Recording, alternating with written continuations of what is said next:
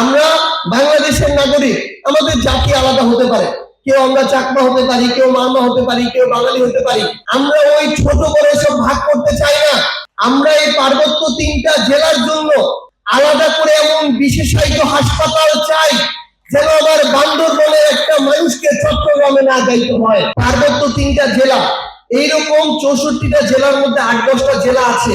সরকারের কোন অফিসার, কর্মকর্তা, কর্মচারী যদি অপরাধ করে, দুর্নীতিগ্রস্ত হয়, কোন জায়গায় তার সমস্যা হয়, তখন তাদেরকে এই 10-12টা জেলায় তাদেরকে পাঠিয়ে দেয় শাস্তি স্বরূপ ট্রান্সফার হিসেবে। কিন্তু একটা জিনিস বলেন তো, আমার ওই লালমনিরহাটের কুড়িগ্রামের কিংবা বান্দরবনের মানুষরা কি মানুষ না?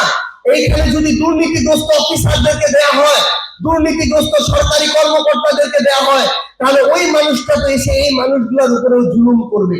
এই জন্য আমরা বলতে চাই, যে মানুষগুলো এমনি কষ্টে আছে, যে মানুষগুলা নাগরিক সুযোগ সুবিধাগুলো ঠিক মতো পায় না, সেখানে যদি আরো দুর্নীতিবাজ অফিসারদেরকে এনে দেন, তাহলে এই মানুষদের যে জীবন, এটা তো দুনিয়াতেই জাহান্নাম হয়ে যাবে।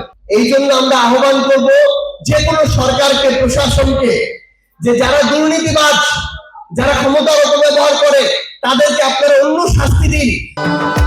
ভবিষ্যৎ হোক নিরাপদ, বিনিয়োগ হোক বিশ্বস্ত, আর আমার পছন্দ সল্ট বে। ওয়েলকাম টু সল্ট বে। বরং সবচেয়ে ভালো অফিসার যারা আছে তাদেরকে এই জেলাগুলোতে আপনারা দায়িত্ব দিন। কারণ এই পিছিয়ে পড়া জেলাগুলোকে যদি এগিয়ে নিতে চাই, সবচেয়ে দায়িত্ববান মানুষদেরকে এই জেলার দায়িত্ব দিতে হবে। আমরা বাংলাদেশের নাগরিক, আমাদের জাতি আলাদা হতে পারে, কেউ আমরা চাকমা হতে পারি, কেউ মারমা হতে পারি, কেউ বাঙালি হতে পারি। আমরা ওই ছোট করে সব ভাগ করতে চাই না। সৃষ্টিকর্তা আমাদেরকে এই পৃথিবীতে পাঠিয়েছে, আমরা এই দেশের, এই ভূখণ্ডের মানুষ।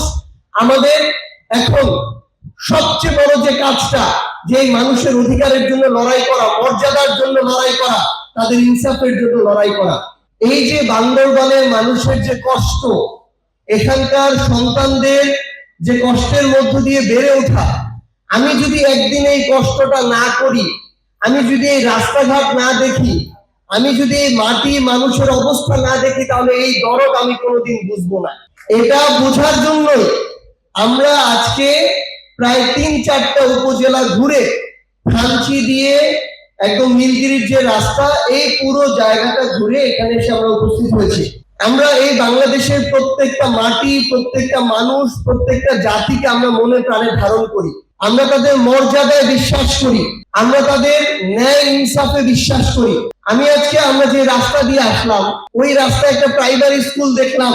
আমার সমতলের একটা প্রাইমারি স্কুলে গিয়ে পড়াশোনা যতটা কষ্টের, এই স্কুলে গিয়ে পড়াশোনা করা তার চেয়ে 10 গুণ বেশি কষ্টের।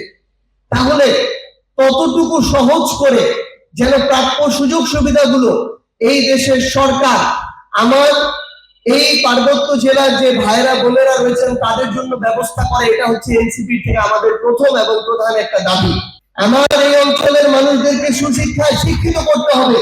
আমরা এই পার্বত্য 3টা জেলার জন্য আলাদা করে এমন বিশেষায়িত হাসপাতাল চাই যেন আবার বান্দরবনের একটা মানুষকে চট্টগ্রামে না যাইতে হয়।